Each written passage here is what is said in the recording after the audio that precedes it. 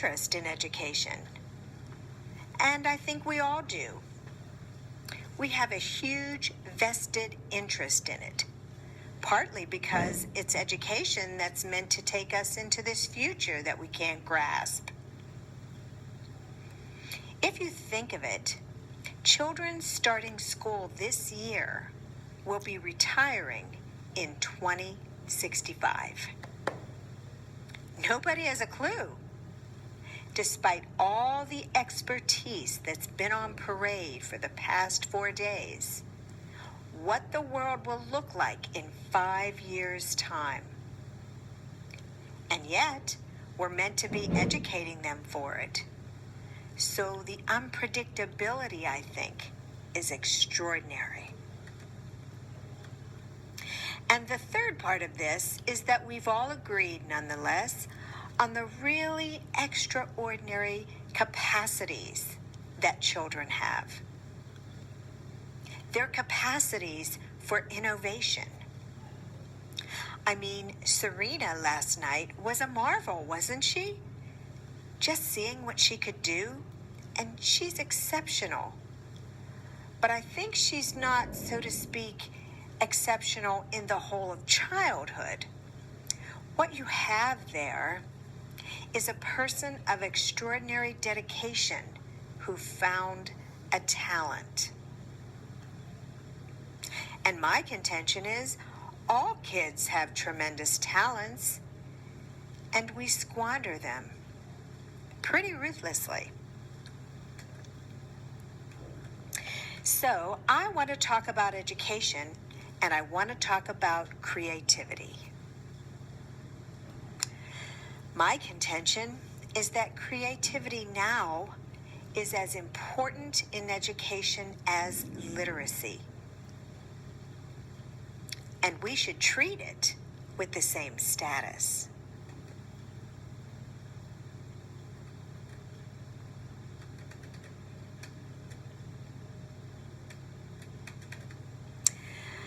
I heard a great story recently. I love telling it. Of a little girl who was in a drawing lesson. She was 6, and she was at the back drawing. And the teacher said this girl hardly ever paid attention, and in this drawing lesson, she did. The teacher was fascinated. She went over to her, and she said, "What are you drawing?" And the girl said, "I'm drawing a picture of God." And the teacher said, "But nobody knows what God looks like." And the girl said, "They will in a minute." When my son was 4 in England, actually he was 4 everywhere, to be honest. If we're being strict about it, wherever he went, he was 4 that year. He was in the nativity play. Do you remember the story? No, it was big. It was a big story. Mel Gibson did the sequel. You may have seen it. Nativity 2.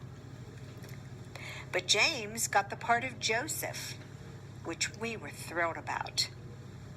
We considered this to be one of the lead parts. We had the place crammed full of agents in t-shirts. James Robinson is Joseph. He didn't have to speak, but you know the bit where the 3 kings come in? They come in bearing gifts, gold, frankincense, and myrrh. This really happened. We were sitting there, and I think they just went out of sequence because we talked to the little boy afterward, and we said, "You okay with that?" And he said, "Yeah, why?" They just switched. The 3 boys came in, 4-year-olds, with tea towels on their heads. And they put these boxes down, and the first boy said, "I bring you gold." And the second boy said, "I bring you myrrh." And the third boy said, "Frank sent this." What these things have in common is that kids will take a chance.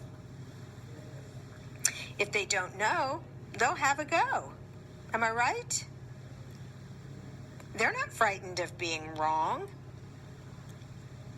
I don't mean to say that being wrong is the same thing as being creative.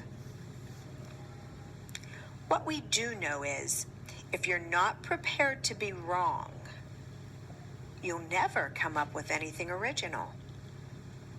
If you're not prepared to be wrong. And by the time they get to be adults,